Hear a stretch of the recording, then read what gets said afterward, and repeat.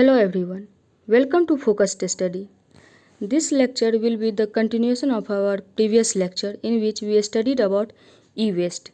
In this lecture we see about the solid waste. Solid waste includes both the domestic wastes as well as the commercial wastes. On the basis of their source, we can categorize the solid waste into municipal wastes, hazardous wastes, hospital wastes.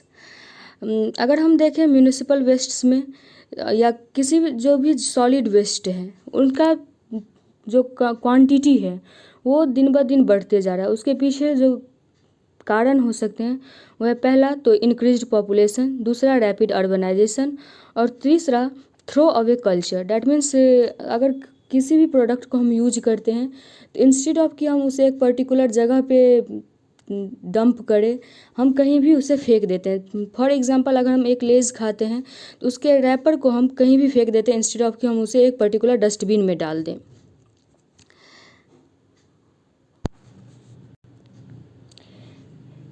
कुछ estimates का मानना है कि जो informal waste economy है उसमें लगभग 2% of the global population जो है वो इस इकोनॉमी के अंदर एम्प्लॉयड है।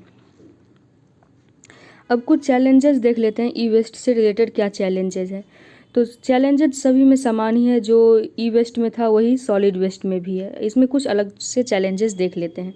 तो पहला तो जो वेस्ट पिकर्स होते हैं, जो रैग पिकर्स होते हैं, उनको किसी भी लेबर लॉज के अंदर उनको कवर नहीं किया गया है और वो लगभग इनफॉर्मल सेक्टर में ही काम करते हैं। सेकंड, जो लिस्ट रिवॉर्डिंग जॉब्स हैं, इसमें जिस तरीके से कोई फॉर्मल सेक्टर होता है उसमें प्रमोशन होता है या इस तरीके की कोई भी चीज़ें नहीं होती इसमें, या फिर जो इंसेंटिव्स वगैरह कुछ ऐसे मिलते नहीं है इस जॉब्स में। लिस्ट रिवॉर्डिंग जॉब्स है, सैलरी भी लोगों का कम ही होता है। थर्ड, अगर हम देखें तो हेल्थ इश्यूज़ बहुत देखने को मिलते हैं। हेल्थ इश्यूज़ के कारण जो मुख्य कारण हो सकता है वो अनहाइजीनिक कंडीशन हो सकते हैं। दूसरा, कोई भी पब्लिक एक्सेस टू टॉयलेट्स नहीं होते इन लोगों के पास। थर्ड, अगर हम देखें तो लैक ऑफ प्रोटेक्टिव इक्विपमेंट्स होते हैं, जैसे कि जिस समय पे वो कचरे को पिक कर रहे होते हैं उस समय पे जैसे ग्लव्स हो गए, एप्रन्स हो गए, गम बूट्स हो गए, इस तरीके के इक्विपमेंट्स उनके पास नहीं होते हैं, इनकी कमी होती है। माल न्यूट्रिशन जैसे चीज़ें होती है, एनीमिया, टीबी जैसे जो हेल्थ इश्यूज़ हैं वो उनके ये शिकार हो जाते हैं। अगर हम सोशल ट्रीटमेंट की बात करें तो ये भी एक चैलेंज है, यानी इस तरीके के जॉब्स में जो मैनुअल जॉब्स जो होते हैं उनमें जो लोग एम्प्लॉयड होते हैं उस सोसाइटी में उनके प्रति जो लोगों का बिहेवियर होता है, उसका एटीट्यूड होता है लोगों का, वो भी अच्छा नहीं होता है। प्योरिटी और पॉल्यूशन के कंसेप्ट को अगर हम देखें तो लोग इनको इम्प्योर मानते हैं, पॉल्यूशन की तरह देखते हैं इनको सोसाइटी में। इसके अंदर चाइल्ड लेबर बहुत ज़्यादा ही प्रिवेंट है, कोई सोशल और मेडिकल सिक्योरिटी इनके पास नहीं है। इसके अलावा अगर हम कुछ देखें तो कुछ चैलेंजेस, तो कंज्यूमरिज्म जो है वो इंक्रीज़ होते जा रहा है। ऑर्गेनिक फार्मिंग का लेस अट्रैक्टिव होना, यानी लोगों के अंदर जो ऑर्गेनिक फार्मिंग है उससे रिलेटेड जो है लोगों में अवेयरनेस नहीं है, लोग उसको प्रीफर नहीं करना चाहते हैं। अब क्यों नहीं प्रीफर करना चाहते हैं, इसके अलग रीज़न्स हैं, वो किसी नेक्स्ट वीडियो में डिस्कस करेंगे।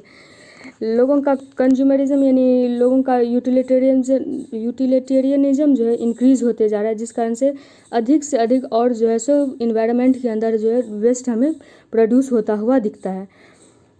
लोग अपने एग्रीकल्चर फील्ड्स में अधिक से अधिक मात्रा में पेस्टिसाइड्स का यूज़ करते हैं प्रोडक्टिविटी को बढ़ाने के लिए, और यही पेस्टिसाइड्स जो है सो हमारे इन्वायरमेंट को डिग्रेड करते हैं।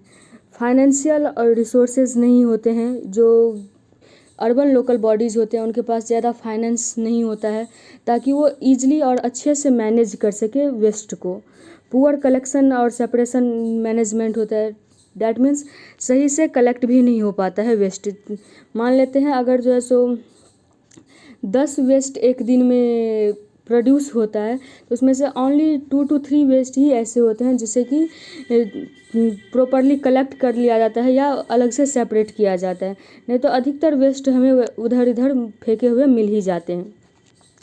अगर हम बात करें ग्लोबली, अगर हम देखें इंडिया में अगर हम देखें तो 62 मिलियन टन जो है सो पर ईयर इंडिया में प्रोड्यूस होता है, जिनमें से अप्रॉक्सीमेटली प्लास्टिक वेस्ट जो होते हैं वो 5.6 मिलियन टन्स होते हैं। बायोमेडिकल वेस्ट 0.17 मिलियन टन्स होते हैं। वहीं पर ई वेस्ट 15 लाख मिलियन टन्स होते हैं, और जो हैजार्डस वेस्ट होते हैं वो अप्रॉक्सीमेटली 7 मिलियन टन्स के आसपास, और कुछ अन्य वेस्ट भी रहते हैं। कुछ एस्टिमेट्स का मानना है, कुछ रिसर्चर्स का मानना है जो 62 मिलियन टन्स जो वेस्ट प्रोड्यूस हो रहा है वो बाय 2031 ये 165 मिलियन टन्स तक पहुंच जाएगा, और बाय 2050 436 मिलियन टन तक पर ईयर पहुंच जाएगा इंडिया में वेस्ट का प्रोडक्शन। तो इस आंकड़े को देखते हुए हमें अभी से इसका वेस्ट का प्रॉपर मैनेजमेंट करना पड़ेगा, नहीं तो आज वैसे ही वेस्ट जो है एक बहुत बड़ी समस्या है हमारे एनवायरनमेंट में, और आने वाले समय में ये एक इससे भी बड़ा इशू बन के आने वाला है। तो अभी से ज़रूरी है जो हमारे जो गवर्नमेंट है उनके कुछ ऐसे इनिशिएटिव्स आए, लोगों में अवेयरनेस जगाया जाए ताकि हम वेस्ट के प्रोडक्शन को कम से कम कर सकें। अब देखते हैं क्या गवर्नमेंट के द्वारा कुछ ऐसे रूल्स रेगुलेशन बनाए गए हैं ताकि हम ई वेस्ट को मैनेज कर सके, उसको कम कर सके। तो पहला सॉलिड वेस्ट मैनेजमेंट रूल, ई वेस्ट नहीं सॉलिड वेस्ट मैनेजमेंट रूल 2016। इस रूल्स के अंदर बताया गया है जो जितने भी जनरेटर्स होते हैं, डैट मीन्स जो वेस्ट को कोई भी तरीके का जो सॉलिड वेस्ट है उसको जो जनरेट करता है, चाहे वो डोमेस्टिक लेवल पे करता हो चाहे जो है सो इंडस्ट्रियल लेवल पे करता हो, तो हम सारे वेस्ट को डोमेस्टिक लेवल पे भी 3 तरीके से बांट सकते हैं। पहला तो वेट जो होते हैं, दूसरा ड्राई, और तीसरा डोमेस्टिक हैजार्डस वेस्ट। एग्जाम्पल के लिए वेट जो होते हैं जो बायोडिग्रेडेबल थिंग्स होते हैं उनको हम वेट वाले में डालेंगे, जैसे कि वेजिटेबल पिल्स वगैरह जो होते हैं। ड्राई वेस्ट जैसे प्लास्टिक, पेपर मटेरियल कोई भी हो गया ये सब। और जो डोमेस्टिक हैजार्डस वेस्ट होते हैं इसमें जैसे डायपर्स हो गए, नैपकिन्स हो गए, इनको हम क्या करेंगे तो प्रॉपरली रैप करके किसी भी जो ओरिजिनली जो इनके रैपर्स दिए रहते हैं उसमें, या फिर किसी भी अच्छे से पेपर में इसके रैप करके और प्रॉपरली हम डोमेस्टिक हैजार्डस वेस्ट को भी हम डंप कर सकते हैं।